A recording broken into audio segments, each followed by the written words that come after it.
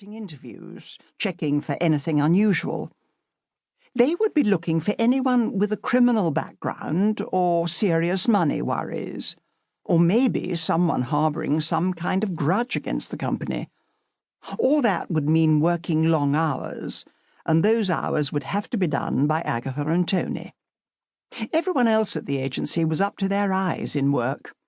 Divorce, it seemed, was the height of fashion these days, and it felt like half the married women in the county needed evidence of their husbands philandering. Men seldom approached the agency to find evidence of their wives' infidelities. Most men seemed to prefer a more direct approach, confrontation and accusation. Women, Agatha believed, were more subtle, more cunning, more devious.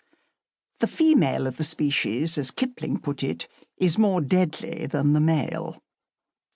Agatha's best detective, former policeman Patrick Mulligan, was not working on a divorce case, but was bogged down on a surveillance job at Mercer's Isis Palace Hotel, where the owners suspected that their manager was lining his pockets through various scams.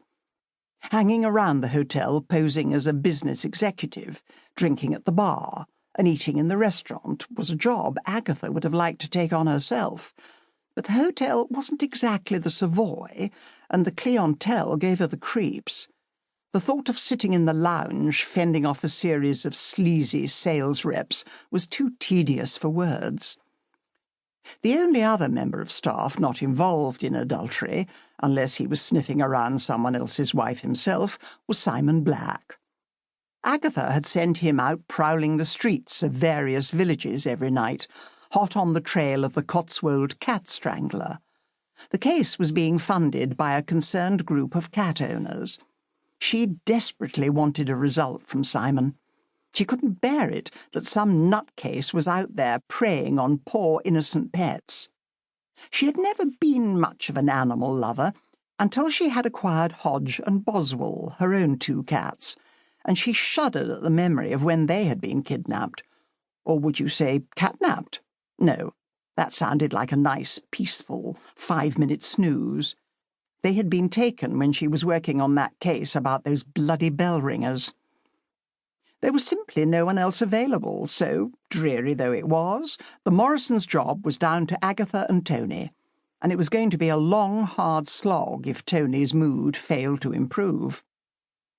What Agatha did not know was that Tony had been dating a young medical student for some time. He had recently qualified as a doctor and was eager to get married. Tony was not in love with him, but she dearly wanted to have a stable home life.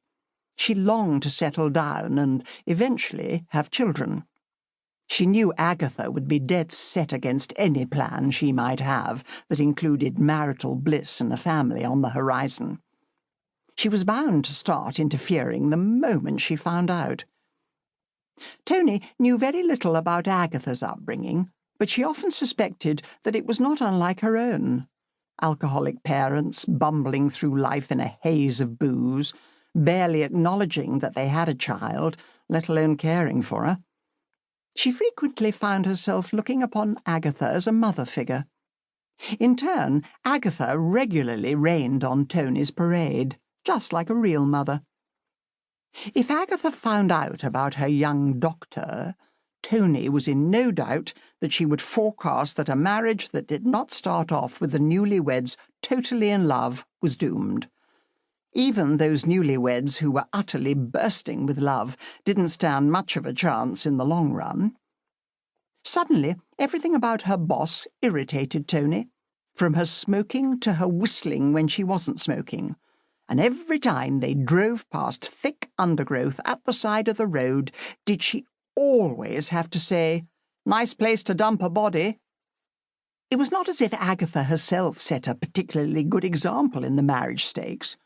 Hadn't she become engaged to a man she barely knew and had met at Heathrow?